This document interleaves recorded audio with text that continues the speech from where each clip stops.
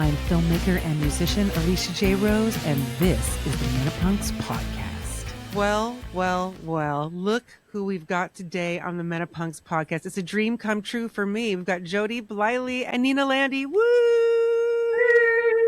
Hi, Alicia. Hi, Alicia. Hi. I'm going to let you introduce yourselves in just a moment, but I'm just going to say that I've been wanting to talk to you both for a long time. I just think you're both the coolest. And we have such a funny experience, really. Our Menopunks experience is so unique, all three of us. And so I thought it'd be really fun to kind of talk about that and just, to talk about each of your individual experiences, just not just with HRT, but I mean, just with, fucking aging, perimenopause, menopause, and also just as creative, interesting, amazing, talented, beautiful fucking individuals. The basics, We get to spend some time with you, Alicia. We're so excited. It's so fun. Well, the podcast has been a blast, and I just was like, it wouldn't be right if you weren't on it. So I'm so happy because, Jody, if people don't know, is one of the core participants in the Menopunks documentary that we are literally in the process of making. And Nina is her spouse. So maybe you two can introduce yourselves. Nina, you want to tell everybody who you are before we chat with Jody? Sure. I'm Nina Landey. I'm Jody's spouse, and I am I'm a psychotherapist who practices here in Portland, Oregon. I was an actor before then, so I have this artist soul and a therapist heart. Oh, yeah. I love that. Is your practice focused on artists, or just that's more your approach? I think it's my approach. I do attract a lot of artists, which is great. But I see individuals and couples from over the age of 18 to, very older. Yeah. And it's just general therapy or anything specific? I'm trained in Hakomi, which is a somatic psychotherapy. I'm trained in EMDR, which is a specifically trauma therapy. Everything that I do is really attachment based. And I actually did want to, when we were talking about what are we going to talk about with Alicia today, I was thinking one of the things that I want to talk about is therapy and menopause, because 100%. I think that, I'll just, Jody, introduce yourself. Raring to go. Oh, just put a pin in that for a second. We're going to talk about it. Don't you worry. It's part of why I really was so stoked to have you on today. It was a multifractal desire. Jody, you want to jump in? Tell us about you and who you are and what you do and all that good stuff. I wasn't nervous about this interview at all because I know that we just get to talk to Nina and she has a lot to talk about. I am, which I'm excited to hear about. Yeah. I'm Jody Bleyle. I am in the band Team DRESCH, and I was in the band Hazel back in the day in Portland too. So I've known Alicia for a long time doing those rock and roll things. And I am one of the Menopunks lab rats. So I've got estrogen patches on me and testosterone cream on my thighs and shoving progesterone up my south mouth and doing all the things.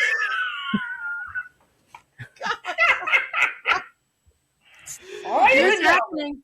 It's what's happening. It's what's happening. You know what? Our generation is going to just blast the whole south mouth vagina talk out in such a way that nobody's ever even heard of. I used to think the idea of vaginal cream or suppositor, whatever the fuck, the idea of even saying it was so disturbing to me. And now it is all I talk about every fucking day. And we're all just south mouthing our way to happiness. We don't have little children anymore, so we don't have to be specific. We don't have to use the word vulva and be anatomically specific.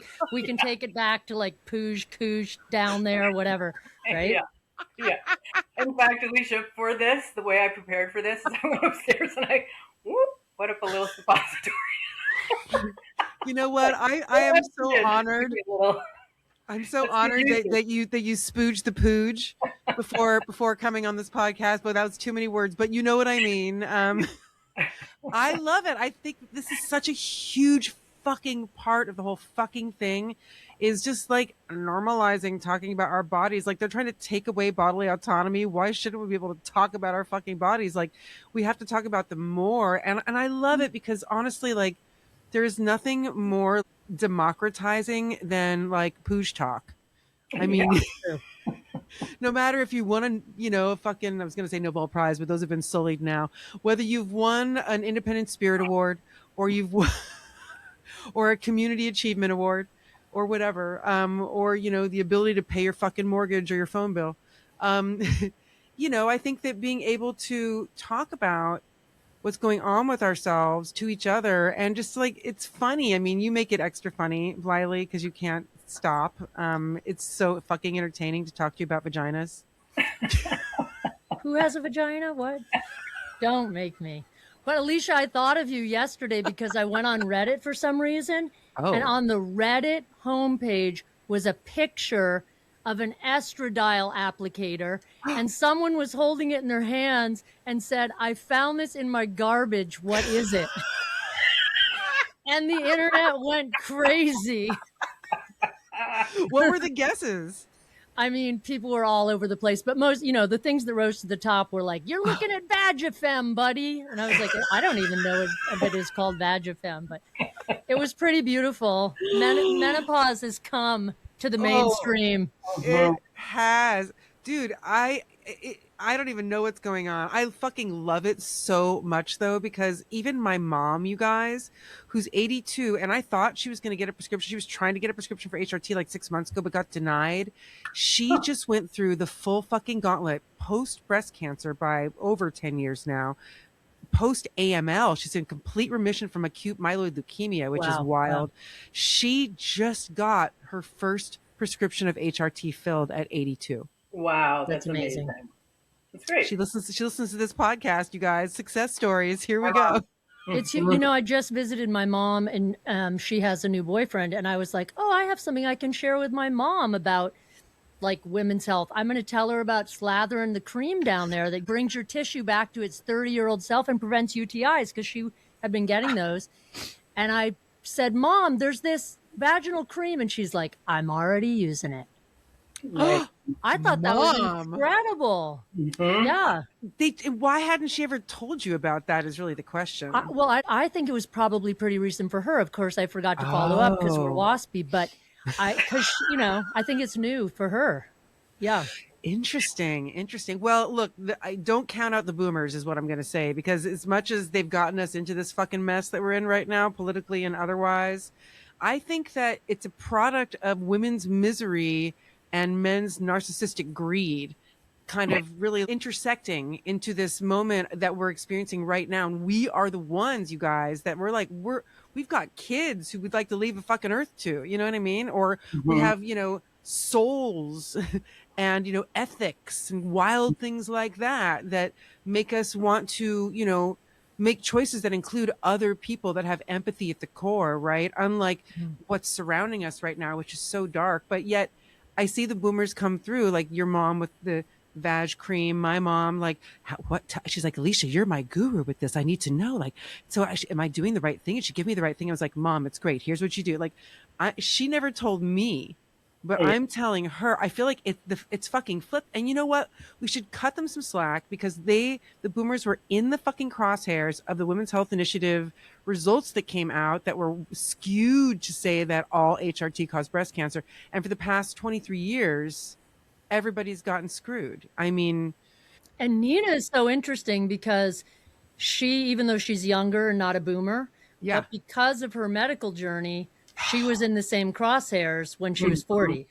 Yeah. Really? Yeah. So I have the BRCA1 gene mutation, which is a mutation on which increases your risk of cancer, of breast cancer and ovarian cancer and peritoneal, and there are other kinds of cancer too.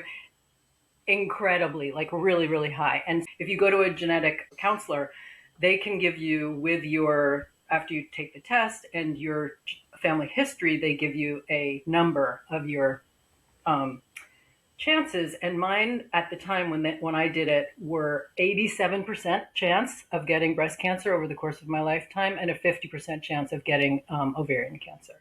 So that's pretty fucking high. And wow. And I was like, I think because my sister, the reason why I got it is because my sister got breast cancer when she was 34. Yeah, she died when she was 36. Wow. Brutal. Yeah, she's actually how Jody and I met. Jody and my sister were What?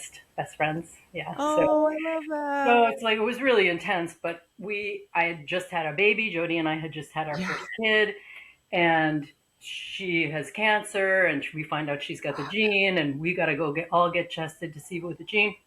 I have it.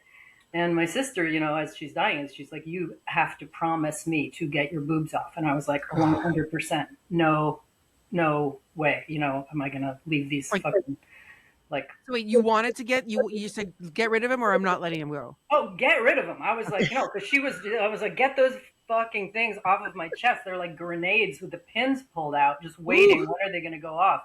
So I waited until after I had my first kid, breastfed for like a year-ish maybe, and then I had a lump.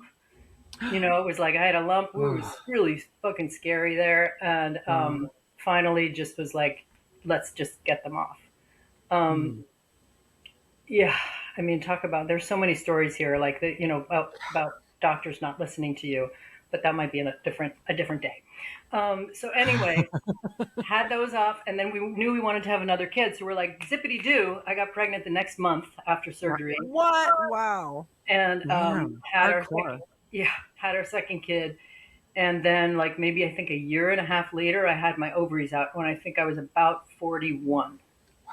So they say to me, oh, you can't go into menopause right away. While you're on the table, we're going to slap a thing on you, and then we'll, over time, you'll slowly stop getting the patch. So I get out of there with the patch, and then whenever it's time to put a new one on, I go in and I read the instructions, and I see the fucking warnings. Cancer and I'm like, warning. I just took off my body parts so I wouldn't get cancer. And you're telling me that this is giving me a huge thing of cancer? Screw it. So, and with my doctors, they were like, I mean, it could raise your risk of cancer. There's still some cells around. We can't get everything. So I was just like, fuck it. I'm going into menopause. So I went into menopause at 41, like surgical. Boom. And do you mind if I ask how old you are now? I'm 58. 58. So you've been in menopause for 16 years, 17 years? 16, 17 years. So the numbers are sort of like, because you were, again, just like Jody said, like kind of also right in the cross. I mean, so many people were right in the crosshairs of it. Everybody over the past 23 years in any state of perimenopause or menopause. I mean, I could have gone and, had HRT 10 years prior easily. Right. So many people. I mean, I just started 2 years ago. I'm 56. Yeah. Wow. So, well, let's talk a little bit more about that. So you basically at 41, right after having 2 babies, were just plunged into menopause. What, like, and yet you had the patch, but reading that black box for 1 week, I literally, like, it was literally the first. I'm the kind of person that reads the directions, so I saw the warnings. You take them seriously. I do. Yeah. Well, yeah, when you're doing these extreme things, and you've just seen your sister die a brutal death, who had 2 little kids. Oh, I mean, all of it, breast cancer is brutal. It was really brutal, right? So Nina was an actor, so also like chose not to get reconstruction because that also increases your risk of lots of different health issues, which is a really big deal when you're an actor also. So, really like making these choices to stay alive for your kids, you're gonna listen to that warning on the box. Yeah. Why wouldn't you? I think I was talking. So there's the podcast this week. You should fucking listen to it this weekend. It's with Dr. O'Sullivan. Oh, yeah, and it's HRT Black Box Warning, Takedown, Breakdown, where we talk about that exact fucking experience, Nina, where, why would we not believe the insert that comes with the medication? Like and our mothers certainly didn't have the wherewithal to not believe that. Like my mom believed it. Everybody believed it. Why wouldn't you believe it? Yet, it's a bunch of fucking bullshit. Yeah. And let's just talk about, so I went in at 41 and I haven't been on HRT for 17 years or whatever, 16 years. And guess what I have now through my DEXA scans, which is the bone density scans? I have osteopenia. which I would not have had probably if that black box warning had not been there. I would have stayed on the hormones and I wouldn't have had this thing. So my risk of fracture, bone fracture, is way higher than somebody my age it should be. But, and this is the great thing, is that when ALICIA came to our house to video Jody for the first Menopunks interview, we started talking and ALICIA started doing her spiel. And I was like, fuck yes. And I had been talking about with doctors years and years, should I take hormones? Should I blah, blah, blah? And all the doctors are so risk averse. They're just like, I know. There's always a chance you could get cancer, so maybe not. But they had prescribed it for me. So I had it upstairs. And after we talked, I just like marched up myself upstairs and slapped on a patch. And I've been on it ever since. You just needed a nice Jewish lady to yell at you. That's all. I'm a fan. I love you guys so much. The best thing about making this film, making all of this, is honestly like growing my community, and just to be pals with you guys now is like one of the best things ever. So I'm just going to nerd out on that. It's just such delight, such wonderful people. And look, I'm just going to go back to my moment that day when I came over to your house, and it was our first Menopunks interview with Jody Bleyle, you here for the film, which now the podcast is a whole nother thing. Here we are. Who knew there'd be a podcast coming, but there's a podcast. I could have guessed, ALICIA. Just, you're kind of a hurricane, tornado, epic Capricorn epic goat. media Capricorn ADHDer.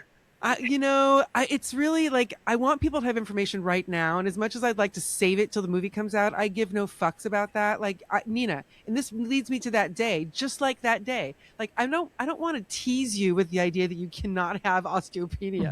I'm not going to dangle my knowledge. Well, maybe in a year and a half, I'll let you know what I know about how to not suffer. Like, that's just not the fucking way I roll, and I don't think anybody should roll that way personally. No judgment, but fuck you if you do.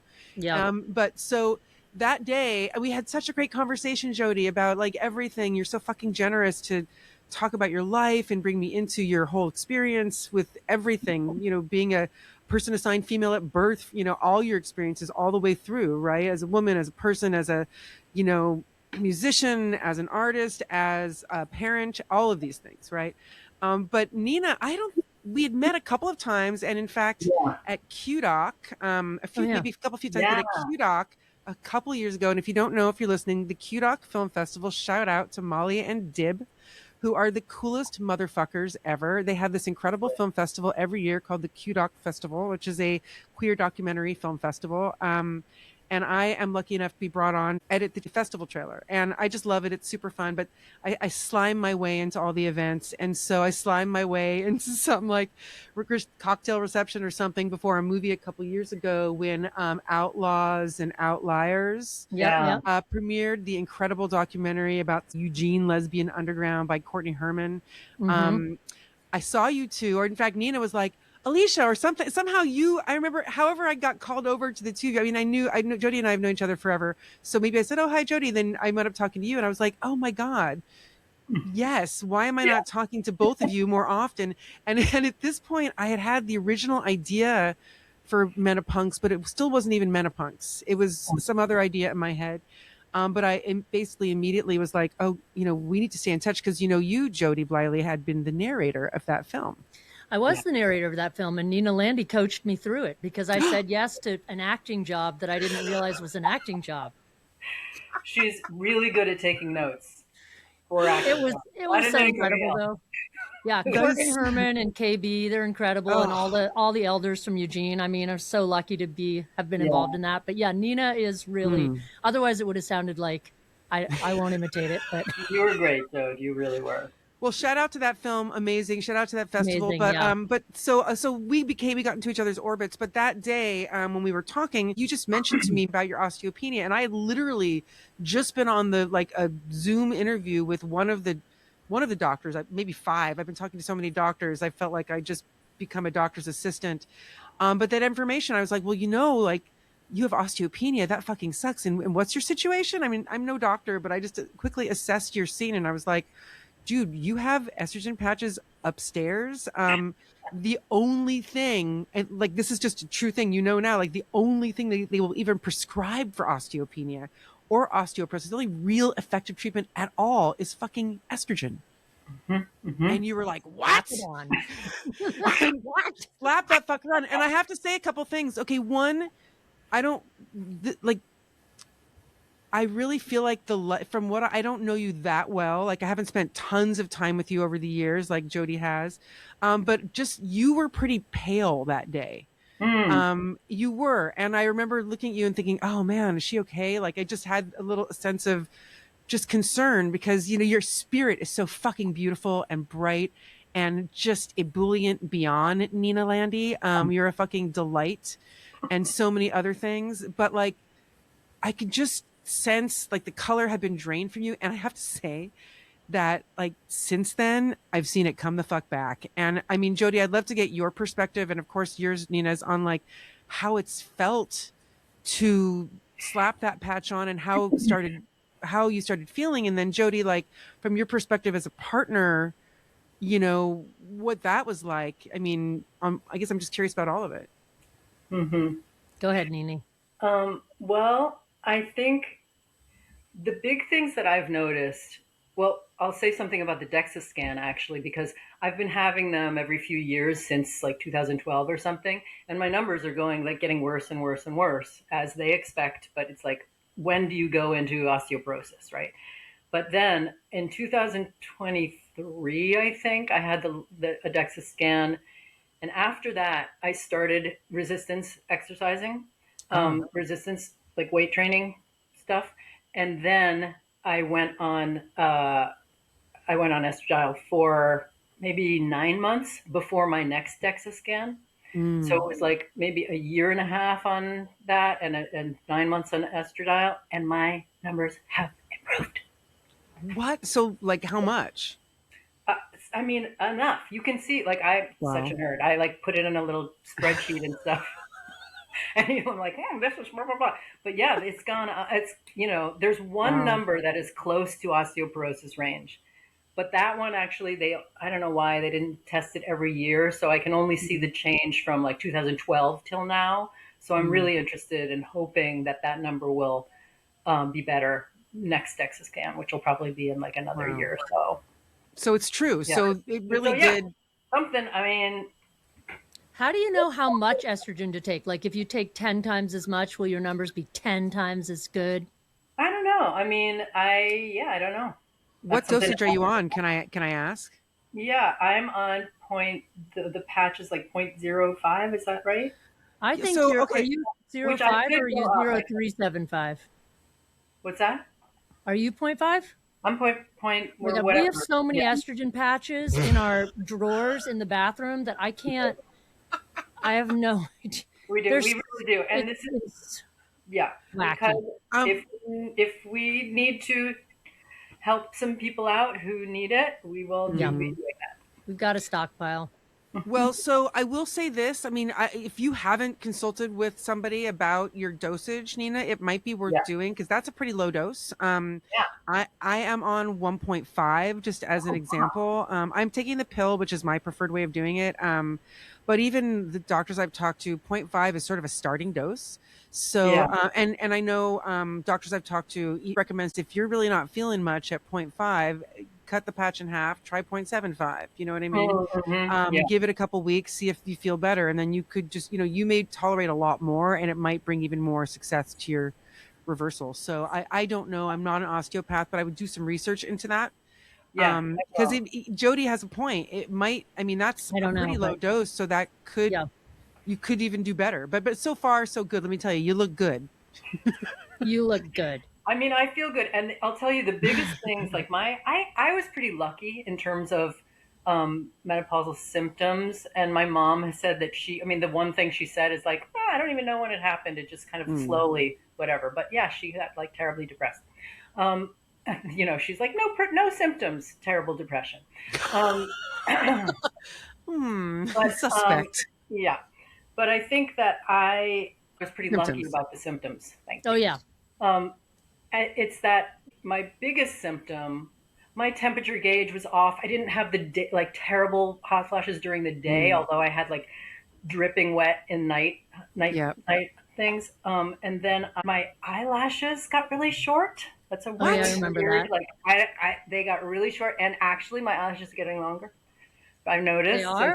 Interesting. Well, Yeah. fucking that motherfucking estrogen, man. Let me tell you what, that shit is like in every fucking cell receptor in our bodies. Like, and it's not even about the symptoms half the time. Like, everybody has so many different, like, Jody, talk about your experience, not only of your own menopausal zone, but your experience of Nina's sort of comeback, as it were. Oh yeah. I mean, I do think that you're, say that again, Nina? My nouns. Being able to your nouns. You do. You can find your nouns better. Yeah. Wow. I mean, I always thought it was weird. I was kind of skeptical about everyone not being able to do their word recall, because I was kind of like, we have that problem when we're young. It's just that now we're old, so we blame it on being old. Then it started happening to me, and I was like, I really was good at knowing people's names. I was never someone that said, I'm terrible with names. And now sometimes I'll be looking at someone, you know, someone like Cynthia Starr, and I'll say, oh, no, not Cynthia Starr. I just like to scare Nina into thinking I actually have dementia. But you know, when you really are like, this is really like a hormonal thing. Like this is just, there's no way that it's not. But I think, with Nina, it's weird. It's subtle and not subtle, and you're not totally tracking someone else. I don't even really track myself unless I write it down every morning. It's hard to just stop and remember. But if I really think about it, I think there's a lot with you, Nina, in the past year and a half that is just healthier and more energetic and positive and like abundant and than before. Hopeful? Maybe hopeful? I don't know. Just hope.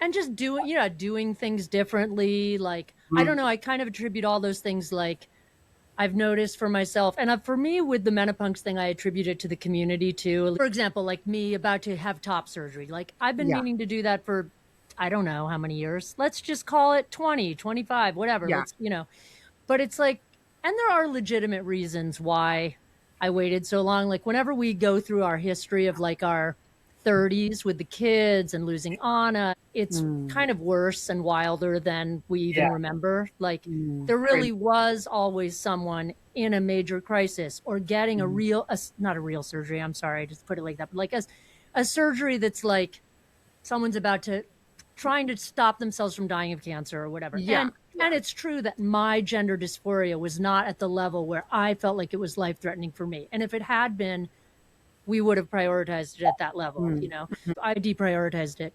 But I think that just being a part of this and doing things for yourself, like there's the hormone itself, you're doing that for yourself. And then it's what the hormone is actually doing to actually stabilize your moods or give you more energy or all of those things.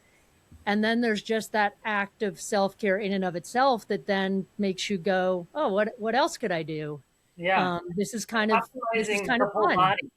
Right. You begin and it's like, why, now that I'm helping myself this much, why can't I help myself to be the person I really want to be all the way through? Like, what's holding you back? Right. And fuck yes, I just want to say to that, Jody Bleyle, because you know what? Like, you should have the body you want to be in, man.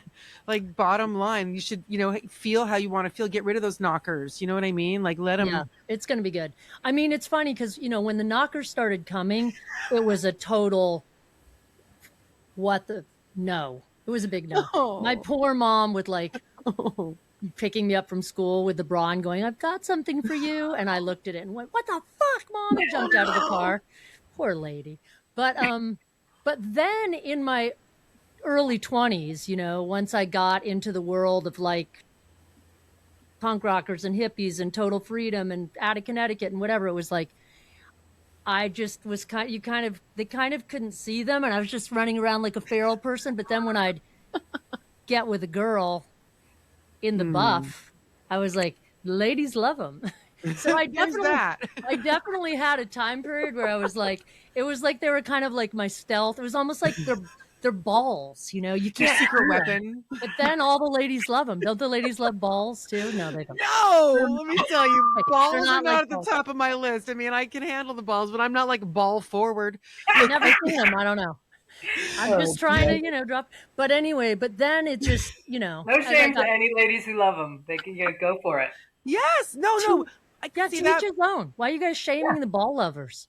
No. Pro ball, pro boob, pro whatever. Any pendulous item, enjoy. You know what I mean? Enjoy. I just went to a safari in Georgia, and there were some zebras with some pendulous peni. It was amazing. Incredible. But yeah, I think the time is definitely right, and I'm really excited. And there's no way I can't think that it has something to do with, you can't parse out any of it, right? It's like, are the hormones themselves like giving me whatever that zhuzh is that they're giving me to like act, and the community, definitely. There's no doubt about that. So yeah.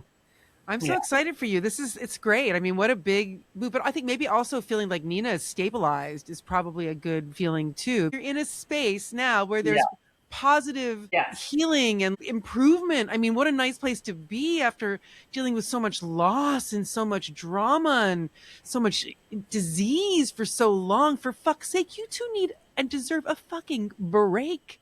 So I'm just saying, okay, as your friend and as your filmmaker conspirator, yay, good. I'm a director. I'm fucking stoked that you get to make this choice for you, because it's an elective surgery, yes, but it also isn't. It's a gender affirming surgery that is about you, like you mentioned, with your own dysphoria, being able to become closer and more identified with your true mask self. I think that's beautiful.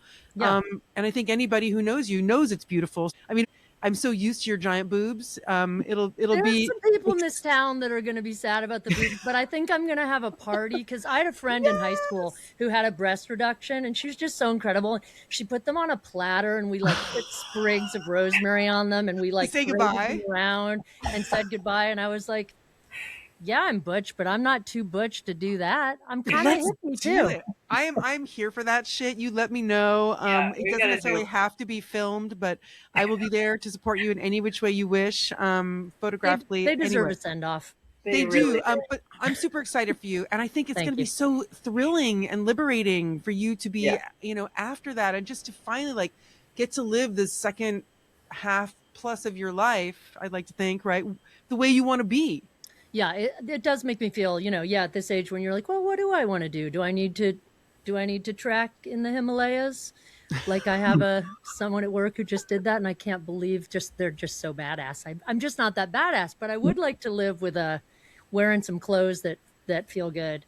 What was I going to say? Oh, it's so interesting. Like Nina and I have had such an interesting relationship about this, because she had to get her boobs off, and she didn't have that reconstruction because of the cancer fear. Right. So she has this surgery that she doesn't want to have, and in fact is really like gender dysphoric for her, and just all the things. The flip side. It's an interesting thing. Like, because I've had my boobs off, and I have my like uterus, tubes, ovaries out too. I've got everything out. Like I do have a trans body that's not on testosterone, which who knows, maybe I'll start taking testosterone too. Yes. Yeah. Well, also to talk about testosterone, I think, and go back to the pooge, is like that's another one of those symptoms, is like the changes in the pooge is a big deal. Oof. Like I was I was identified with my boobs, and I loved my boobs, RIP, but also like your puss is like it has a shape, it has its feeling and everything, and it changed a lot. Wow. And I think, like, since I've been on HRT, and also since I've been reading a lot of smut, things are starting to get better. And I think the thing about menopause is people are just like, oh, you lose your sex drive, low libido. But it's not necessarily low libido. It's low, like, spontaneous desire. It's low, just like, oh, I want to get off. It's more if there's a kind of like, which I was before, was just like, I want to, get off. And now it's just like, if I read something, I'm like, oh yeah, remember that thing? Oh yeah, Psychostimulation, right? It's like being reminded. I do think that's a testosterone thing too, though. It's like the compulsion. It's such a compulsive feeling, right? Like that, like that feels very like Humpy Bunny testosterone to me. Yeah, well, I You know had what I very mean? high testosterone before I had my ovaries out. Very high. They always Well, tested me because I was so hairy. So they always tested oh, me, and they wow. would say like, high for a woman, low for a man, Well, testosterone. But now my testosterone, because you do produce it in other places, but you produce it in your ovaries a lot. So yeah, and it gets converted into estrogen. Did you know yeah, that? That's how it yeah. works. It's like totally bizarre situation. Nina, are you using the Pooge cream as well, the vaginal estradiol? Not yet. I need Oh, to. get Jody has I some keep, in I her. the keep fuck telling her. I keep on telling her. that shit, bitch. I'll slather it on you tonight, baby. Yes, yes. This is the way it needs to be, This is like slathering this is like a together. This lesbian is, menopausal mating call. Ooh, dude. Oh This my shit God. works so fucking fast. It's insane. Like within It's like pretty weird. like it really does the job. I put it on my face also. I'm just gonna tell you guys. This is like every night I put it on, and it has done amazing things. Every So night. well, you look every single gorgeous. night. Well, I think it's the glow of the computer like doing me a really I'm good. like, what? My lighting is really. I still look really pale. There's literally no lighting but the computer lighting me, so I don't know what's going on. It's really not a good thing. But I will tell you, just for sidebarring ADHD, but God knows, we're basically I put it here under my eyes a little bit, just a little bit, like eye cream style, but not a ton. Right here, like crow's right there, around here, and then basically everywhere. And then I put forehead, wherever you have lines, fine lines. And this Uh-huh. is like something they prescribe it for. This is a real thing. Dr. And then you put O'Sullivan said you could do this. yes, it's not even All Dr. right. O'Sullivan. Like, yes, it's a thing. Okay. I mean, Okay. and like I asked her about it even on the last podcast. I was like, I saw Kelly Casperson doing it. She's like, oh, she's just dog and pony showing. But yeah, of course, we all do it. I was like, oh, what? And so then you got to put eye cream on, then moisturizer. Don't do it without those things. And I use serum under all of it, and my skin is unfucking believable. I just turned 56. I'm just It like, really is amazing. I haven't had an ounce of any kind of anything ever. Like none of that. I believe in any of that. But anyway, You don't believe it exists because it does. I grew up in LA. I believe it exists. I was tormented by it all throughout my entire childhood. I prefer to live in Portland, Yeah. where the billboards are for weed, not plastic surgery Or Yeah. Jesus. or Or- Jesus. Thank yeah. you, Jody. But so back to your boobs, or soon to be lack thereof. It's so interesting. I guess I hadn't really thought about the sort of wild inverseness of the sort of wanting top surgery next to your partner who had sort of involuntary top surgery, kind of, right? But yet, like, there's something in that. Like, how have you two sort of parse that? Like, you just kind of just is what it is. This is what it is. But Yeah. I do think it was, I don't know, Nina will have to speak to this, but just being gender queer, being in the queer community, like, because Nina was a flat topper and there was nobody, there wasn't even a word for it back then for not getting reconstruction. Now Right. it has a name. Aesthetic flat closure is what they call it. Oh, wow. Yeah, Okay. but back then they didn't they didn't never had a young person want this. Wow, interesting. So you were kind of an outlier in that sense. They had to be Yeah. oh, really? You don't want the reconstruction? Oh, wow. Yeah. Wild. Yeah, and I had to fight for it, and they still didn't listen to me, and then I had to have a revision. Oh, is that what happened? Did they do it to you? And they forced you to have like extenders, the whole thing? What they did is they said, I was just like, I just want it completely flat, like as flat as possible, no extra skin, like get rid of all the breast tissue and just like smooth the scars. That's what I want.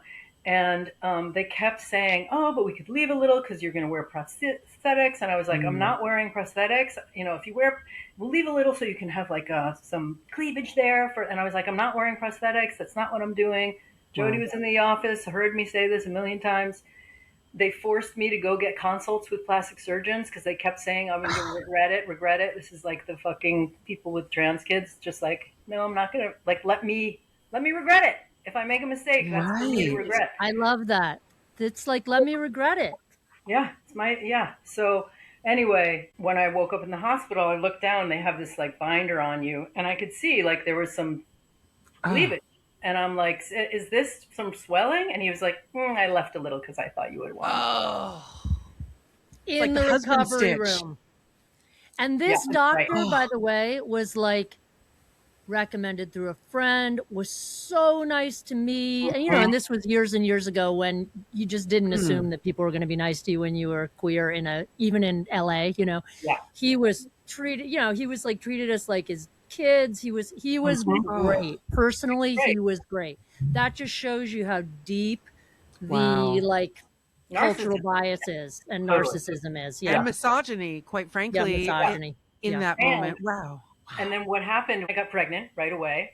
And when I was having our second kid, you know, I had him, and guess what happens? I feel let down, which is this very feeling when I know exactly what letdown feels like because I had it with my first kid. So I had breast tissue that he had fucking left. And there it is, stuck in my chest. I can't feed my baby, which is a whole other blah, blah, blah going on there. And he didn't fucking listen to me. So I call him and I'm just like, I have breast fucking motherfucker. I'm like, it's swollen. It's like, you know, it was so depressing. And there's postpartum, all of this, just everything. They did at that hospital do a revision, paid for the plastic surgeon, probably because they didn't want me to sue them, which I didn't. Just there was too much going on in my life, you know. Like, there was so much. Always sue. I don't know. I have no idea whether people should always sue, but I know in the moment we were just like, how do we have time to sue? We have 2 kids, and you know. Yeah. Well, I mean, frankly, you definitely had a case. I mean, not that I'm a lawyer, but it certainly sounds like it. And I'm so sorry, Nina, that they treated you that way. You know, you didn't deserve that. You deserve to get exactly what you wanted, the way you wanted it. And that a man, any doctor, but a white man, am I just guessing, that a white man, cisgender, establishment doctor decided to do you a favor by leaving you some cleavage, even though you'd had this explicit conversation with him many times. Many times. I mean, I said it too. I mean, I was in the room. You know me, Alicia. I was in the room with her. She said it. You know, I barely talked, but she said all her stuff. You know, and then at the end, I just looked at him and said, "Look, you hear what she's saying, right? No cleavage, no nothing, totally flat." He's like, "Oh yeah, we got you." You were a great advocate, Jody, but still. It was, it was, you were furious and you had a right to be. And think about how furious you really want to be, but also like you have little kids. So you have to really also like compartmentalize that and just be in the joy of, there's just so much going on. There's so much to process and handle and feel. And oh my gosh. Yeah. But yeah. Nina, so I amazing. So just generally, why, and I know we have our reasons, but I'm just curious to hear your thoughts. Like, why do you think doctors feel it's okay to ignore women and people assigned female at birth's choices when it comes to their medical decisions, whether it's surgery or hormonal optimization or gender affirming care of any kind? Why do you think that so many doctors feel that, you know, they have the right to make a different decision? Have you thought about that? Why do you think that they think they have the right? I mean, I think that there's something about doctor training is like there is this training that is very specific. You're memorizing, you're learning like what is right and what is wrong. You're looking for the best outcome. And sometimes the best outcome in the doctor's mind is not going to be the best outcome in the patient's mind. And so I think that is really an important thing for us as medical consumers to know, and really, as much as we possibly can, advocate for ourselves and bring people into our appointments with us so they can advocate for us, because it's hard when you're by yourself, really hard. But do you think that there's like a culture of medical misogyny that's facilitating things like that? Of course. Yeah, 100%. I mean, that's... Elaborate. I mean, there aren't any studies on menopause practically. I went looking today for studies about my gene mutation and menopause. I found one from like 2021 or something, and it was still quoting the WHI. Women's Health Initiative. Yeah. Wow. WHI. So I'm just like, yeah. You kind of like, you take someone who grew up as a man and what, you know, white man, cis man, that age, he was, I mean, it's, you know, doesn't have to be just that age, but that generation. And then the med school thing is like, it's like being an airline pilot. You know, you've got nobody saying no to you. Everybody's, you know, like my aunt in Maine who calls my cousin who's a medical doctor, Dr. Scott, but she doesn't call my sister Dr. Susan. She has a PhD in education. Oh my God. Right. You know, I mean, so anyway, just the medical we all know, you know, the medical doctors are, you know, you stack all those things up with just misogyny overall. I mean, it's a big stack. I really think the only way in certain situations you could really get what you want, I'm now wondering, I'm solutioning. But like, should we have gone in there with a piece of paper? You know what I mean? Do you try to, because even now, right, knowing what we know, if you go in there and you want a thing and you suspect, hey, this is a thing where misogyny is going to come into play. Do I have my lawyer draw up a thing? Like, what do you know? They'll just decline to help you probably because of that whole situation there. Yeah. But anyway, sorry. Yeah, I mean, I think there's a lot of, I think with surgeons in general, too, there is a kind of confidence / narcissism that you must have in order to cut into somebody confidently and do this. And this feeling of like, I know what's the right thing to do is. So I think that is difficult because you need it. And also it can result in people not getting what they want. I mean, I think that the generalized gender binary, it fucks everybody. It really does. It's hurting, it's hurting the men just as much as it's hurting the women. I know that from my practice. It really is. I wish that they could see that, and I feel like that's something that I want to give to my male clients too. It's like, this is, you've missed out. You have missed out. Like by denying your whatever you've attributed to femininity or what the hell? Yeah, like that on a Mac. I've never seen that before. Confetti falls from the sky on Mac. It matches your outfit. That was wild. Yeah, but like, yay, get a step into your femininity, dudes. Like, which includes fucking strength and vulnerability, right? Like, it makes me crazy. The binary is so hurtful, so hurtful. It's hurtful to women and hurtful to anybody who's raised as one or the other. Like, it's just, yeah. Yeah, I was reading Nico Case's Substack the other day. I think the last one she wrote, she was talking about how when she gets scared, you feel scared, you feel vulnerable, and then you like have your own internalized misogyny against that because you don't want to feel scared and vulnerable. So then you're taking that on also. Right. Even, as a woman, or I don't know how Nico identifies, but so it's even like, it's attacking us from within too. But I do really think, like, in this case of the boobs with the cleavage, you've got to think, like, this guy thinks he really does know what you want better than you because you're an object for him. I mean, sure. This particular one is really twisted. It's like, trust me, men like cleavage. And I mean, especially because this was 20 years ago. So I was like, she was hot as hell, and now she's hotter. Now she's hotter, but she was hot still then. So he couldn't imagine, like, no one, those guys couldn't imagine. And the plastic surgeons that they made me go and talk to too, they were just like, what? You want to have this be? Right. Like, they made me see 3 plastic surgeons. They were like, you must see 3 plastic surgeons. And I was just like, every single one I was like, all right, tell me what you got. And each time I was like, I just want to go flat. Do you want to be in there to do my stitches? You're like, I want to go flat, and I'll also take an abortion just because you're wasting my time. Give me an abortion now. Just all for one. Get it all. I'm not pregnant, but just do it. Just excavate.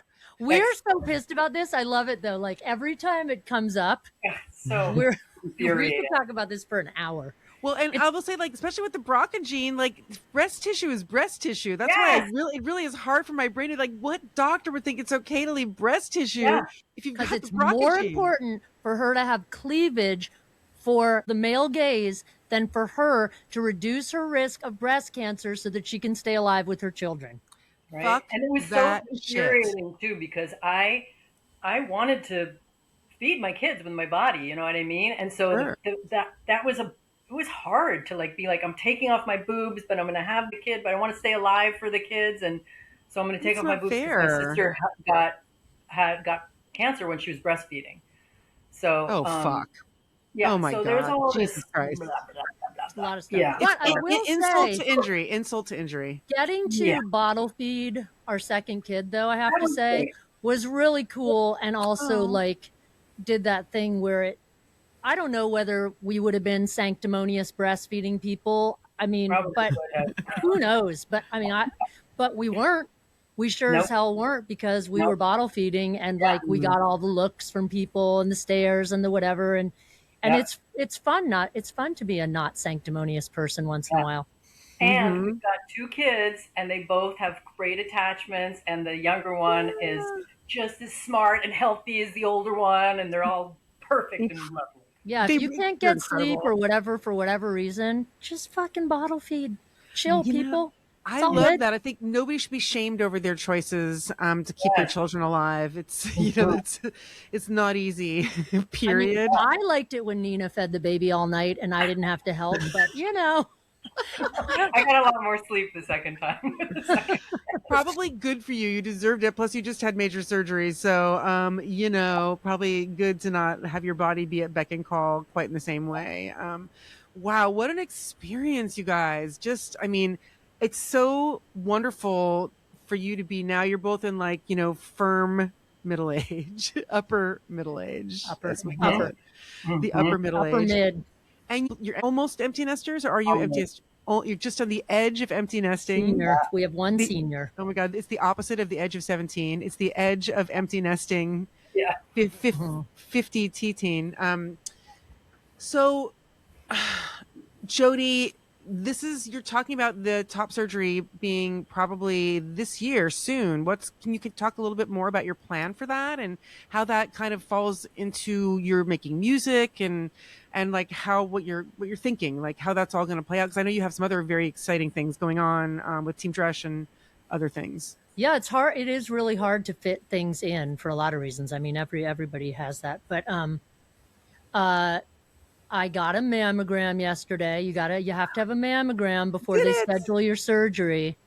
I'm waiting for my mammogram results, Last one. I'm feeling good. Optimistic. Hoping I don't need an ultrasound. And then I schedule it, I think. Oh, I got a letter from I love going into all the detail because I'm a Menopunks lab rat, so I think I'm supposed to just. We do debriefs for those people who they've not. It's only just me and you on the debriefs, but lab ratty. For those excited about the film, there are debriefs to look forward to. Debriefs, yeah. So, and my therapist wrote me a letter years ago for the surgery, so she has to like redate it. And then I think they schedule it. And I think they said it's not too far out. I think maybe it could even be like early April, hopefully. And amazing. And then I tried to get a sense from them about how long until I can rock out with my cock out. And they said, what did they say? I don't know. Everybody said top surgery, so everybody can help me. But 6 weeks, maybe? Okay. All right. So that's optimistic for my grand plans to have you headline Menopunkapalooza. Yeah, I want to. There's going to be, so part of the film is tracking Jody's journey and the journey of Sarah Lund and Kathy Foster. All three are our main Menopunks. We've many Menopunks in the stew, but those particular three, including you, Jody, are the lab rats, as you so nicely put it, where we are actually sending these three to menopause specialist care for 6 months. And Jody, particularly, you weren't on any hormones. Actually, I think all three of you, nobody had any hormones. So you, Kathy, and Sarah coming out of cancer. So that's a whole other thing, breast cancer. And Kathy is in perimenopause. So she has her own situation, has been told you're not old enough, even though she's 50. You're not miserable enough because her symptoms are it's the same thing, right? And then you have your own story. So, so we've got basically 3 lab rats, all of which are going to play the show, as well as lots of other bands. My bands will play, and then we'll have other bands that have nothing to do with the movie play. I love your band, by the way. Let me just say, Party Witch is awesome. Thank you. Are we going to have Party Witch and the Fabulous Bloodstains? Yep, Party Witch and the Fabulous Bloodstains and Team DRESCH and Roseblood, and I have lots of other ideas. All Girl Summer Fun Band. we're going to do it all as much as we can, plus other bands. But anyway, so we're going to do a show called Menopunkapalooza, and it's going to be hopefully late July, the latest. We're going to film it, and it's going to be in the movie because it's part of the arc of the film of after 6 months of hormonal optimization, how do you feel? And let's better rock harder though. That's a lot of pressure. Don't worry. I know how to edit. So you'll be, if you get the camera really low, it makes it look like I jump really high. Yeah. It'll be a little more of a hop, but we'll do it in slow-mo. So it'll I mean, I've been through this a lot. I know that my vertical is 1 inch, but man, some of those pictures make it look like it's 8. Without the boobs, though, you might just fly into the air. Aerodynamic. You might be more aerodynamic. And then you've got Donna Dresch's fan constantly blowing her amazing hair everywhere and her working that shit. I mean, fucking hell. But anyway, so that's part of the film. There will be a concert and also a community resource fair for Meno, Perimeno, everybody kind of in that world. And we just got a grant today, actually. Congratulations to Menopunks for getting a RAC grant. We got some money. Oh, nice. Good job, RAC. Thank you, to work on the film and also for the event for Menopunkapalooza. So still working on it. But I want to talk about the future that we want to live in a little bit. Because we have some opinions, I know the three of us, on what the current reality actually is versus what they're trying to gaslight us into, and the future we'd like to have. So now that, you're both on the other side, not completely on the other side of hormonal optimization, you still have time to get to where you both feel like, holy fucking shit, I feel like better than I could have imagined, which I know is what's coming because I am there. But like knowing that that's where you are now, even, the still amazing progress that's happened so far for you, Nina, with osteopenia fucking reversing, and Jody, hopefully some of your dysphoria, mood and sleep, and, feeling more confident about stuff like that, maybe that leading you towards pursuing your gender affirming surgery. My baseline anxiety is lower. There's no doubt. There was some, I can go into it in the lab rat portion, but because basically I was taking the oral progesterone. It's processed by your kidney or your liver, which one? I'm not good with the science, but it's processed there, and then it becomes some chemical that starts with an A, and that's what makes you sleepy at night. But for some people, especially those of us who had like endometriosis and PMDD, there can also be some anxiety. And so that's why you go take it up the south mouth. Take it up the south mouth. That sounds really bad. The Team DRESCH song, if ever I've heard a Team DRESCH song. I actually don't feel like taking it up the south mouth right now. Maybe after I slather it on Nina later, I can take it up the south mouth. But it did reduce my anxiety. So now, like I think the overall cocktail that I'm on right now, and then adding the testosterone. So yeah, I think my baseline wellness level, I think has lifted. This is making me so happy. That is like all I want out of the world is to see both of you feel fucking fantastic. Yeah. But so now, okay, let's do some fun menopause math together. We know that over 90% of women and people assigned female at birth are not accessing, you don't have to get a pen, are not accessing hormones, right? Like they're not. And it's, granted, I walked into your life with all this information and really pulled you into radicalization in a hardcore way just because I'm a fan and you were willing. I mean, I didn't force you to do anything. Your consent was there. But, imagine people who didn't have that experience. Imagine that I never had that conversation with you, Nina, or don't imagine that. But now that you know that there is a change after all of that, like, how do we communicate this to people? Like, and how can we do this quickly enough to see the world change as fast as it needs to survive and for us to all be able to thrive in it? Because I'm terrified. Yeah.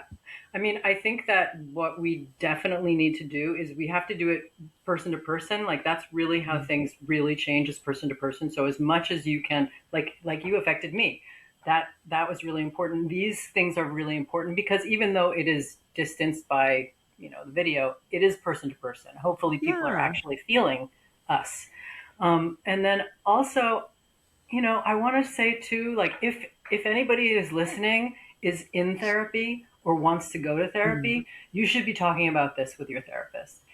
I mean, I didn't have any training about menopause and women's health and women's mental Wow. health.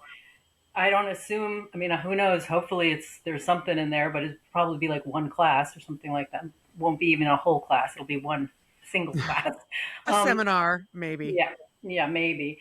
But it is really like from the time menopause can start, peri can start like 35, like 35 to 60, those years, you should be in communication with your therapist about how is this affecting you. And your therapist should be, I mean, therapists can't prescribe medication, but they can encourage you to go talk to people. And if they're not,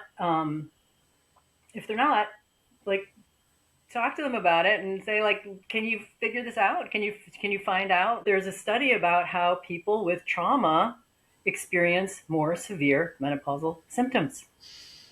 And not to mention people of color. I mean, there's there's tons of, not know how many studies, but there's a lot of anecdotal information that people of color and people LGBTQIA experience a ton of even beyond symptoms, and the treatment is worse, right? Like not the treatment, like the care they get is subpar because they're being listened to even less. Yeah, and because people in marginalized communities are experiencing more relational trauma just by being a marginalized person in this world. Yeah. And so that is like, we can expect that. So I think that that should be taken into consideration. And I hope that people get that support. And if they're not going to a therapist, to do that for yourself. Like it's holistic. It's like it's your hormones, it's your body, how, it's determining yourself, and it's your mind body is one. So.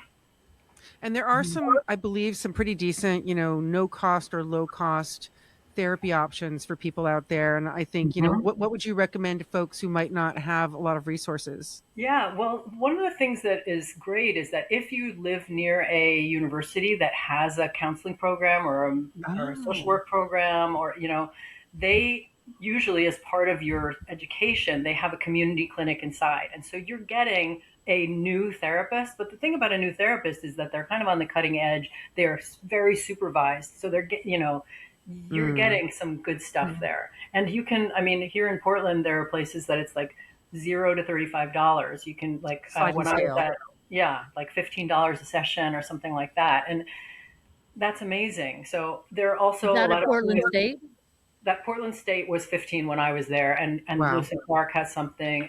If you look up community clinics, a lot of them will have sliding scale options. So that's awesome. Yeah, I love it. Jody, what about you? Like, what do you think that, like, what do we do? How do we do it? Like, how do we continue to spread the word and like get people to like put some fire under their butts in this context, right? Like, yeah, well, I liked what you were talking about earlier, how you're like, don't wait, don't sleep on it, right? Like, just keep talking about it everywhere you go, wherever you can. If you have a stage, use it. If you're, and I think that's, those are the important ways to do it. I mean, every day, as often as possible. I mean, I think it's in the zeitgeist, obviously, too. So it's, but yeah, I mean, I think Alicia, you're modeling how to do it, right? You do it by every way you can, right? Every media you can. You go broad with a movie. You do it face to face. You meet someone during filming the movie and you give them advice right then. I mean, it's, all means. Yeah, I know, right? Any means necessary. I think that's true. But also, like, I mean, I am sort of like a dog with a bone, as it were, in this situation. But I'm connecting the dots politically. It's that simple. We all have teenagers actually at the same high school. Like, okay, like I want to live in the world that we know is our actual world, right? In the community that we live in here in Portland and beyond, there are fucking amazing human beings of all colors, of all expressions, of all gender, reality, anything. Like we know, like, and they're not, in like a subservient place in their lives. They're in control of their lives, and they're usually the ones with a lot of agency, right? Like women in general aren't trad wifing. That's not actually reality. That's the reality they're trying to sell us because they're weak and they are losing their power, and we are making choices that make them mad, like wanting a complete flat top aesthetic surgery because that's what you want, and also that makes you feel confident that you've done everything you can fucking do to lower your risk because you've got children, you've got a partner, you want to have a fucking life, right? Like that's a big deal.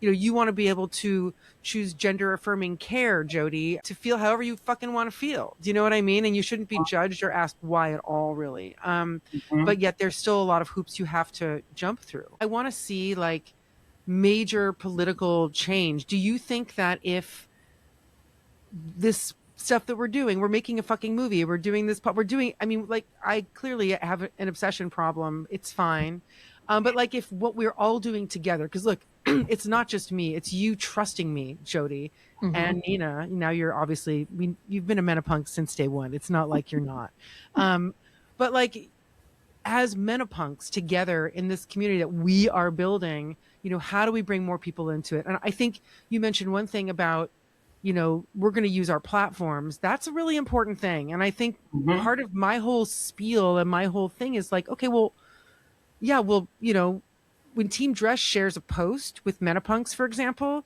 that's 2,000 new people that, that maybe even liked the post that didn't even know what we were doing. Right. And so maybe together generationally, those of us who are using those, whether it's live shows or social media, we're intentionally sort of cross-platforming each other while we can before the fuckers take it away, generously. Yeah, I agree. Yeah, and also like just remembering and being willing to just talk about shit any old place, even if it's a place where you don't normally talk about that kind of thing. I mean, luckily in Trader Joe's, right? Like, or band practice. What's cool about it is, I mean, Team DRESCH is a band that's always been kind of doing that on stage. I know it's, it's hard in some bands because you want everybody in the band to agree, and it can be complicated. For us, that's easy. What I think is really exciting, though, is because so many people are talking about it, it gives all of us a new way to talk to each other deeply, right? To connect deeply, because we can talk about this. It's like a whole new realm of thing to talk about that just gets you super deep, super fast, touches everything, touches anger, touches sadness, touches all of our body parts. You laugh, you cry. Like, it's a really cool way to be able to connect with people. Yeah. So I think just that being open now is like a realm of discourse is growing the web. Yeah. And I want to just like, there's this thing, like those dudes, the dudes out there, like they need to know what's going on here. So it's not just about us sharing this with other 100%. People who are on estrogen or whatever, but it's really about like, those guys need to know how this is important. And if they want to hang out with us, they got to know what's and up. A lot of people do. I've talked to a lot of men our age about menopause and Menopunks, when I'm wearing my stuff and whatever. And like a lot, I mean, I'm in Portland most of the time. These men are down. They know a lot. They know, some of them know more about menopause than I do. I mean, no surprise, but like they're, I agree with you 100%, Nina. I mean, I do. And like, I think, and they're talking about it with their friends because their partners are going through it and they want to help them and they need to understand it. And like, they can be really smart. Well, it's generational. I think that's the thing we can't forget. Like, it's not, I mean, Gen X is a noisy fucking generation. Like, we all learned how to play rock music or enjoy rock music, or, you know what I mean? Like, art is part of how we identify as human beings, whether it's loving it or making it or whatever. And so generationally, this is happening to all of us and millennials. It's not like it's just us. Like, they're perimenopausing to menopause, and we're all like, whoa, wait a second. Hold on. This is what's going on? Gen X is just like, we don't like not knowing what's coming.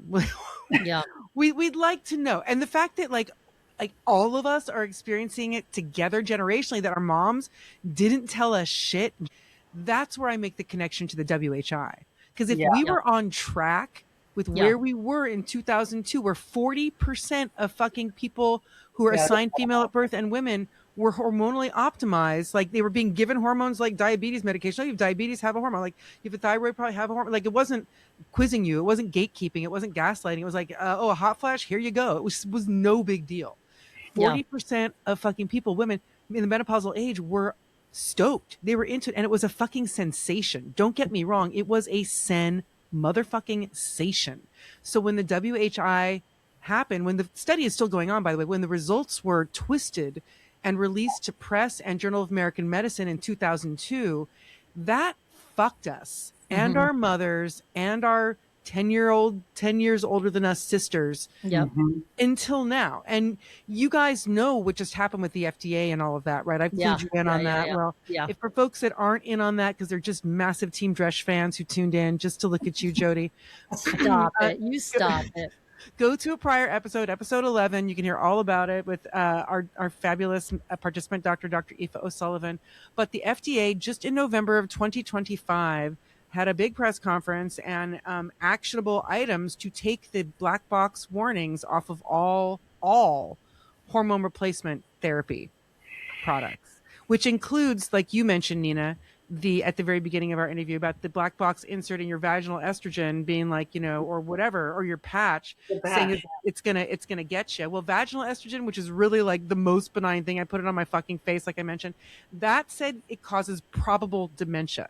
How many people didn't take that pooch cream and slather that shit all the fuck over to give their little coochies like the fucking chance of a lifetime to not shrivel up like a sad raisin? Like, why? Like this 23 years of this. And dude, I had a podcast last week with authors from a book called The Big M that Lydia Yuknovich is editing. It's going to be fantastic.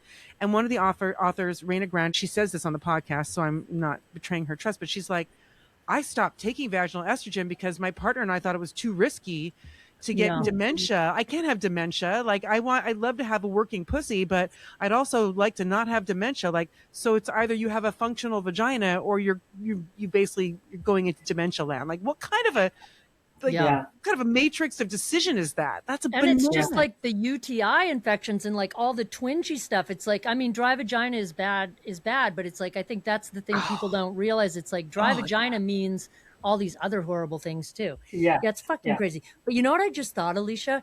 It's like this, you know how like when you go to a basketball game, you just get to like yell a lot? Just for no reason, just whenever you want, you can just yell. But like this in a way just gives us something to like really yell about. And it's like so bonding when you can all get together and have this catharsis of like just something to rally around. And I think that, in addition to like being hormonally optimized, which actually gives you the health and ability to make your art and do your politics and yell. But, since we're in this position, I'm just going to say I don't mind having something that I can like yell about with pretty much, because it's not just women, right? And it's not just AFAB people. It's like those dudes that I run into all the time, they're fucking pissed and want to know all the stuff for their partners and women friends too, or whatever. So I don't know. It's just like, we all get to root for the Blazers. Well, and don't forget about andropause. You know what I mean? Like my partner, you can tell his testosterone is waning. Like it happens to a lot of men, and actually pretty quickly they go from being kind of their like very like their sort of voracious, testosterone kind of dudeness to really kind of suddenly their butts are gone. I've had like multiple guys be like, my butt is gone. What happened? And I was like, oh, this is actually like a testosterone deficiency thing. And men are obsessed with hormones. Like, I need to get a new cap that's like team hormones. There are Menopunks baseball caps, I just want you to know. I'll get one. But there are. We're just into it. It's our thing. Well, but they're fucking miracles. It's a magical situation. Like even the GLP-1s, the weight loss shit that's out there, it's a fucking hormone. Like it's all about the hormones. And we need to stop thinking about like the gazillions of drugs we can take to make us feel better if we're not on the hormones. Let's figure out how do we get the fucking hormones? Because if that's the root thing that can give us the most longevity, I mean, the most quality of life. Why are we hot up on that bitch? You know what I mean? Totally. I know. I heard someone the other day say like the goal is as you age you want to drop off the cliff. You want to stay like this, and then you just die. You don't want to go, you don't want to like, you don't want to keep, getting worse and worse and worse.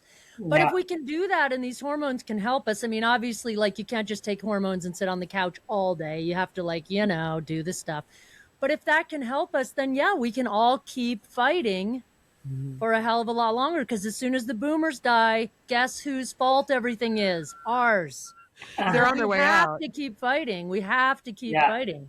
Yeah, they're on their way out. I mean, look at this. Like, you've seen what's his face plans, all of them. It's a hot mess, and they know it. I will say that my mom, when she talked about getting her own HRT, I was like, Mom, so if you get on HRT, will you maybe be just a little less nihilistic about wanting to burn the earth as you exit it? She's like, maybe I might. Like, yeah. Well, it's that hope. It's hope. Like, if you feel good enough in your body that you might be able to address what's going on in your psychology, right? And then you actually can embody yourself and have this, like, whoa, I get to be me in this, like, and that's the thing about menopause too, is like, we are shedding the patriarchy's restrictions and expectations of us. We don't have to do that anymore. So let's get into ourselves and, like, really feel stable and feel our power and share our power with each other. I think that's what it is. We don't have to have power over anymore. We can just, like, be power emanating. Without a period. Yeah. Fuck yes. Best. The best. Yes. Periods suck. Oh my God. Do people even have to have them anymore? I think they take other special stuff that I don't even want to know about because I'll be so jealous. I know, right? There's different ways of doing it. Anyway, well, look, I thank you both so much for coming onto this little podcast. I've been wanting to talk to you for so long, and I'm excited about, continuing forward with both of you in the Menopunks court. It's exciting to see your progress, Nina. And of course, it's exciting to see your progress, Jody. Like, I just love it. It's just, you two with full power, watch out, fucking world. Like, that's the thing about menopause. Like, if we are able to hormonally optimize or hormonally radicalize, regardless of what they choose to do, like, millions and millions and millions and millions of women and men and people who love them and whoever, like, if we can really educate people, about what their options are, what lies were told, how a crime was committed to take away our choice about a life-saving, quality of life enhancing, transforming medication. If we can continue building that, you know what I mean? I think that it's going to happen. I mean, everybody knows I'm just like, a psychic Jewish witch. It's fine.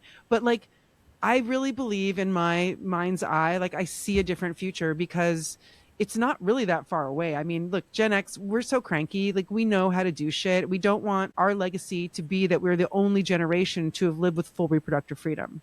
Yeah. No, we don't. No, we don't. Yeah. What do we want, Jody? We want total hormonal optimization for everyone. And everyone gets to choose. For everyone. Bodily autonomy. Freedom. Nobody gets to tell anybody what to do with their body, man. Oh.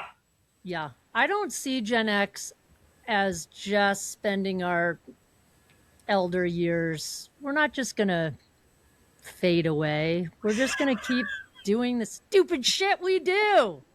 Mm-hmm.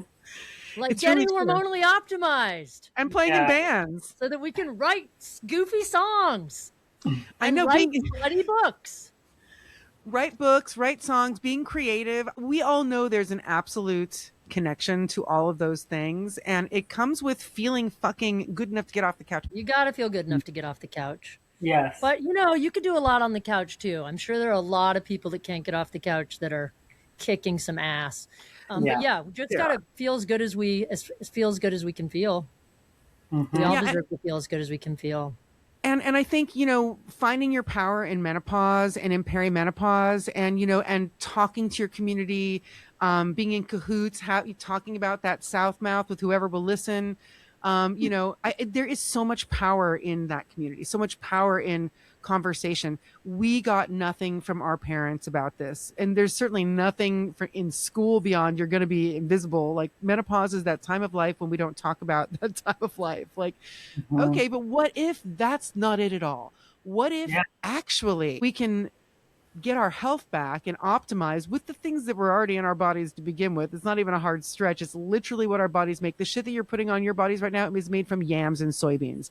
I am down with yams and motherfucking soybeans. Give me that shit. You know what I mean? But what if we can take our health back, get back on track to where we were in 2002, not with George Bush, but with 40% of people, you know, accessing hormonal care.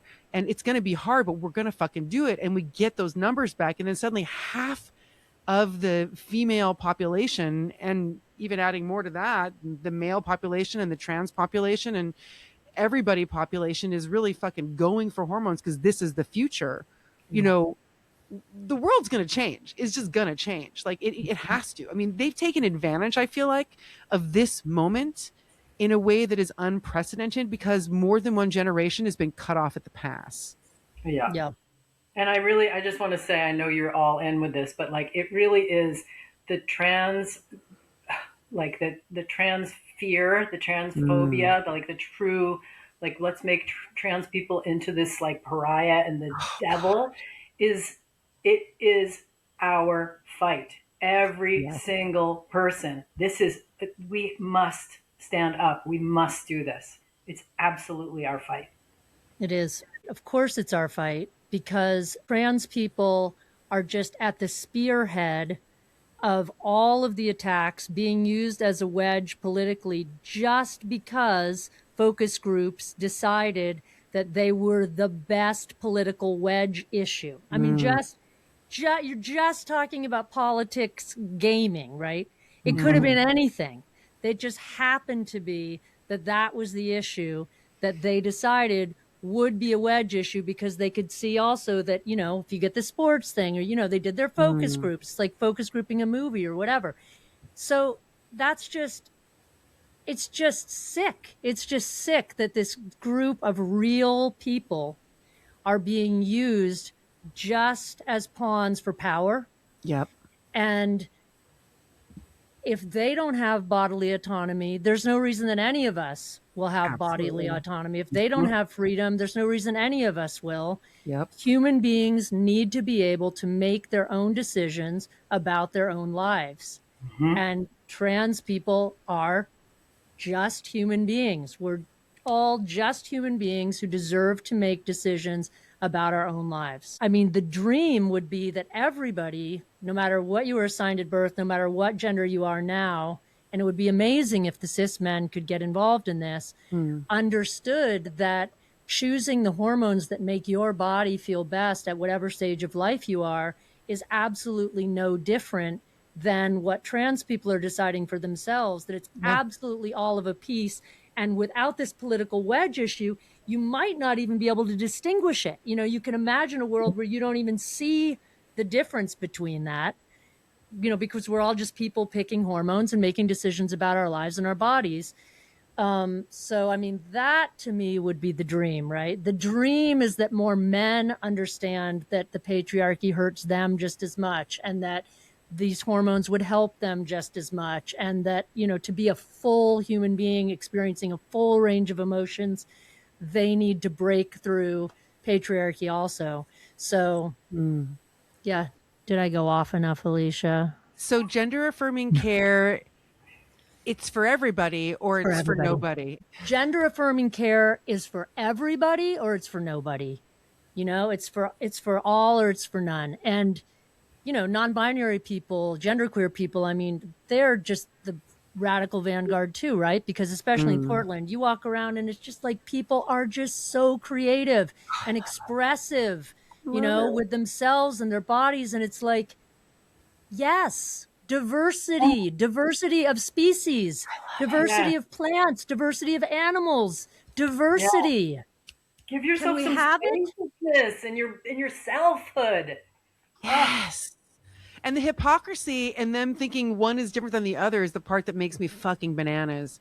Because it's like, how does RFK get to justify testosterone where they're trying to take away hormones from trans people, trans kids access, and then you can't take away, it's the same hormones. Like, there's only so many. There's testosterone, estradiol, and progesterone. Like, for the most part, there's lots of other hormones, but the ones we're talking about, sex hormones, there's only really 3, right? And the only 2 that are the most in controversy are obviously testosterone and estrogen, right?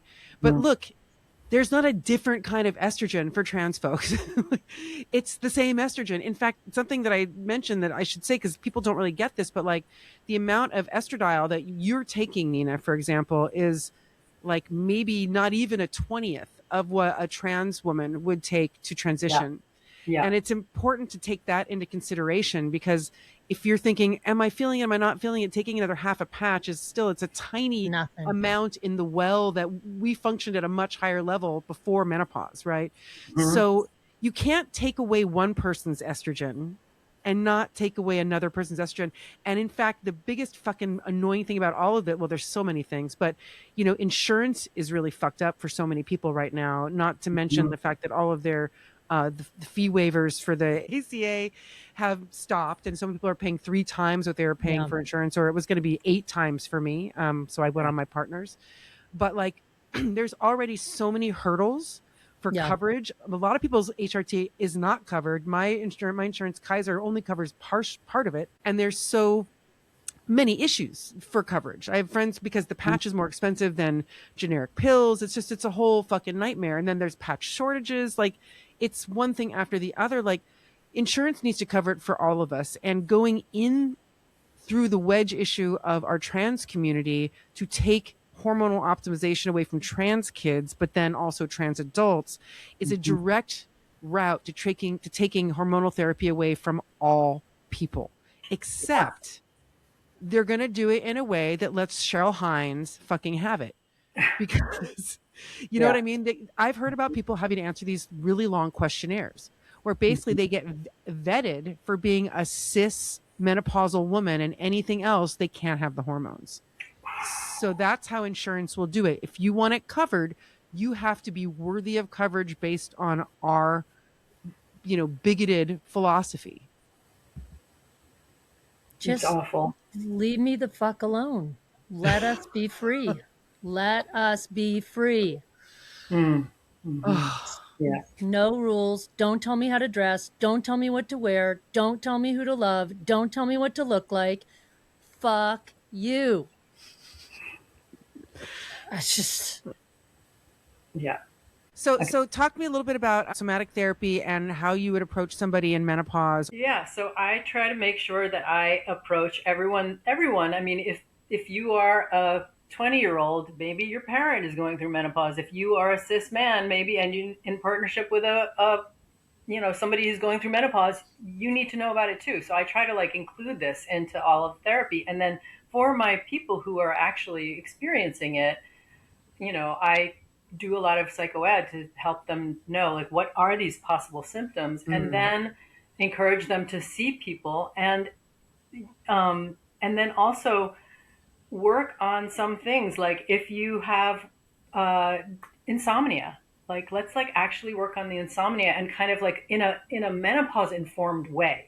So there's stuff you can do through hormonal stuff, but there's also stuff that you can do. I saw this great thing by somebody who studies sleep, and he was talking about how over the course of your life, your sleep changes, and that a lot of older AFAB people will wake up early in the morning, and that there's a idea that maybe that's because, like, that's when we all live together, that's when those people would take care of the infants, and the people who are, you know, the recently birthed people would relax. And so it's just kind of like, so if you wake up at 5 o'clock in the morning because you have menopausal symptoms, waking up at 5 o'clock in the morning, instead of sitting there and stewing, let yourself just be like, do I have a baby that I need to take care of? No? Night night. Go right back. I love that. Well, and also, like, the thing about hormone therapy not being a panacea, talking to people about their other things, their other lifestyle choices. I mean, I personally was like in major pursuit of sugar and alcohol for a long time without even really thinking that was bad. It wasn't like I was not necessarily an emulative alcoholic, but I had wine every day. Every day for so many years, I couldn't count when I didn't have wine. You know what I mean? Just a glass or two. Rosé was how I identified. You know what I mean? It was questionable at best, my identification. But when but then I got Bell's palsy, which is a whole nother thing. But then, and my partner had a stroke, and so all these things happened. And suddenly I was like, we need to make some changes. And we did that. And that sort of happened in conjunction with hormone therapy. And now I'm on the other side of that. I don't drink like I did at all. It's occasionally a drink, not a drink every single night. You know, I don't crave sugar as much, Alicia. Say that again? I just realized that I don't crave sugar as much. I mean, I crave sugar like a fucking six drink a day alcoholic. Same. It changed with hormone therapy. I didn't even realize that until now.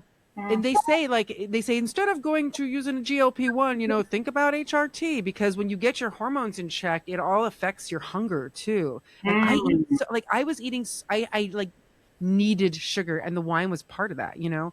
And so like I was smacking out constantly with like fucking embarrassing shit, like Welch's fruit snacks. Like, don't even talk to me. I would pursue a donut. I can't even, I mean, I'm surprised I don't have like donut crumbs all over me right now. But also, Alicia, that's the thing, is that those things are coping. Like, you know, it's a way to like optimize yourself. Like, a way to deal with what's happening, is by going for the wine or going for the sweetness or something. And so if you like going to therapy, it's like, what is the cause? Like, what is actually down there that's making you want that thing? What is the thing that you're missing out on that you can? What's that, Jode? What's the thing that you're missing out on that you? Jody's like, I don't want to know.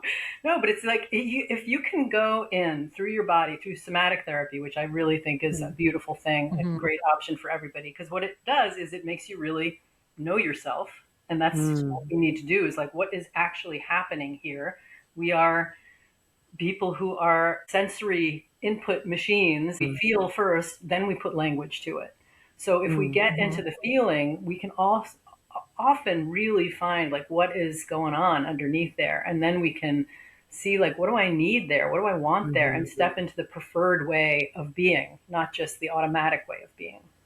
Well, and menopause, there's like a million symptoms that masquerade as a million other things. And it's such a dysphoric time of life, I think, on so many levels, because you thought you knew yourself, but now your shit is going bananas in all these different directions. And you're like, well, this is just aging, is what so many women think. But oftentimes it's actually really like the sort of intersection of a bunch of things. It's menopause and lifestyle choices, the way we used to live in our 30s, which we're still doing in our 40s and 50s, you know, circumstantially what's going on in our lives, you know, the way we're living. So it's exciting to hear about that approach, because I think that, you know, it's scary to look inward, especially living in a world that's overwhelming us with sensory input. And especially right now, which is really fucked up. Like, not only just sensory input, but like, it's difficult to not be overwhelmed by absolute fucking vitriolic, pedophiliac infused bile hell spiral bullshit. And then you add in menopause, and especially if you're not really radicalized at all and you don't know what's happening to you, which is a lot of women, that's really extra hard. And I hope that they have the wherewithal to seek therapy, or at least give themselves the permission, you know, to realize they don't have all the answers for themselves, and that's okay.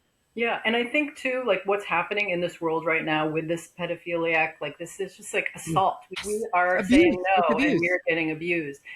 So many people who have been socialized, women and men too, have been abused and been overpowered, and this is re-traumatizing. This is very triggering for a lot of people. Just being in the U.S. right now feels like so much powerlessness. So I think one of the things that I love about you and about this is like, we need to take power when we can, and where can we take power is in ourselves. And if that's through hormonal optimization, if it's like, I'm gonna deal with my shit, there's the old trauma there that I don't want to just keep down, or I want to move through it, I want to feel different, I want to move through life in a different way. Like, that's where we can take power. And honestly, when we do that for ourselves, some people might think, oh, it's selfish, it's just one person, but it radiates out. Whatever you do for yourself is going to make a difference for your kids, your kids' friends. So like, 100%. Yeah. I mean, you think about it, like, if you're cranky and aren't sleeping and miserable, like, the people around you are generally not super stoked. Like, They're dealing with you as a cranky and miserable person who's like abusing them, not because you want to, but because you have no hormones. But this moment you mentioned, I mean, I can't help but just talk about this for a second, but like, this is a moment of trauma. We are living through collective trauma. We cannot forget that. We have to keep it in perspective. And I think that should make our communities even stronger, because that collective trauma, by talking about it, by expressing to one another that we're all experiencing this, whether it's menopause or dealing with this administration of absolute abusive fuckery. I mean, there's a way through.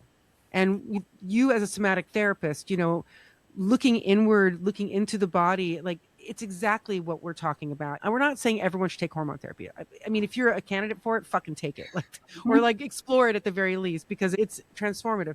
That being said, there's a lot of transformative things out there for people that can help you. And that is how you use and exercise your body, you know, how you exercise, use and relax your mind, your relationships, the way you eat. There's like 1,000 things that it's all part of it. Because if you just expect one thing to fix everything, it's not going to. And that includes hormone therapy. And so I think that, you know, the main thing that I try to have people take away is that there were crimes committed that denied you access and information to something. You as an individual should just at least know what happened and what your choices really are, right? And then outside of that, do what you think is right for you, explore it, ask questions, go to therapy, figure out what's really going on. I mean, there is fucking hope.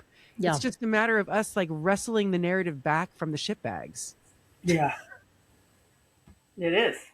Yeah. Guess what, Alicia? Here's proof that my baseline anxiety level is lower since being hormonally somewhat optimized. Ooh. I don't like medical stuff at all, and Nina always reads my results. But I had a mammogram yesterday, and my results just came right now. And I just fucking opened it and read it, and it's fine. Negative. Look at that. What would you have done in the past with your anxiety? I would have made Nina read it. Read it. Yeah. Wow. Well, Selfie did it. Selfie do it. I'm so proud of you.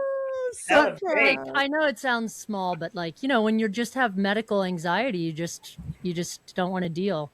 But I really do think that my baseline anxiety is lower from these hormones. And that's everything, because it enables so many things, right? You need to be able to read your own medical results when you're 56 years old. Like, I'm just going to get more and more of them, you know?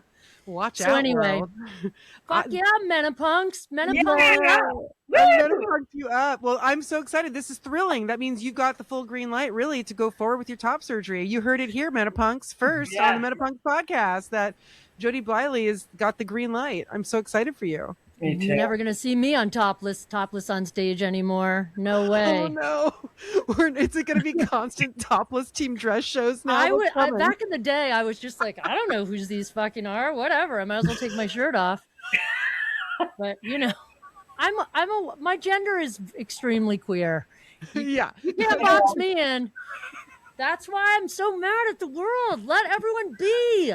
Let them be who they want to be. Can't we just be free? Just let us try things. Let us be wild. Let us change. Let us change every fucking year if we want. Mistakes. Like, let us make our fucking mistakes. If we regret it, then we regret it. That's right. Like, when, you know, everyone was like, you got to get your boobs off. And I was totally for it. I had some friends who were like, don't get your boobs off. What are you doing? Oh my God. Are you sure? You know, and we're really, and they were like, well, are you going to regret it? What if they discover a cure for cancer in like 2 years or something like that? And I'm like, you know what? I'm going to be so happy that there's a cure for cancer, and I'm going to be happy that I made the decision for myself. I remember that. That's bodily autonomy, by the way, right? Like, that's a choice. Well, tattoos, you know, like, everyone agrees that people should be able to get tattoos on their face if they want, you know, bodily autonomy. 100%. Can we just enjoy life a little bit and be able to do shit to our bodies? Yes, queen. Seems like the least to ask. I think fuck yes, and that's what we're all about. That's what we've got. That's what we have. It's what we're going to maintain, and we're going to make fucking sure that every other human being that comes after us also has it. Yes. And that's the deal. That's what we're here to do. That's like it might have taken some wayward, weird musicians to rebrand menopause and to infuse power into a time of life that has been typically disempowered and disenfranchised. But you know what? We're fucking here. We're all kinds of queer and weird, and we're not going anywhere. So fuck you, motherfuckers. Menopunks for the win. Fuck you, motherfuckers. I love it how much you swear, Alicia. I do swear a lot. It's the best. I'm not allowed to swear at work, so I just I forget. My swearing goes away. But I gotta, by nature, I like to swear a lot. It's therapeutic. Therapeutic swearing. Therapeutic. It feels good, and I figure if somebody can't listen to me swear, they shouldn't be listening at all. So that's they definitely aren't going to last long if they don't like listening to you swear. So you guys are amazing. That was a scintillating conversation. I think people will really appreciate it. I'm so mad. You're so mad. It's so fun to be mad together. I look forward to other people fucking getting pissed with us while listening to this, because it really takes articulation of rage to make what's happening clear. And it's so exciting to me, just as your sort of, makeshift menopause mother, to see both of you thriving and doing well and, finding yourselves and feeling comfortable in your bodies and moving more and more towards that. And it's exciting to be almost empty nesters. Like, there's just such a beautiful, bright future that's coming at you. And, it's thrilling to be a part of it as your friend and as your creative collaborator in all this craziness. So thank you for being a part of Menopunks and for being on this podcast. Cool. Thank you, Alicia. We're so lucky to get to be a part of it. Yeah, and just to hang out and talk. That's the best part of all. Bye, guys. Thank you so much. Bye. Are you a Menopunk? For more information about the movie, the Menopunks movement, Menopunks merchandise, and more, go to www.menopunks.com.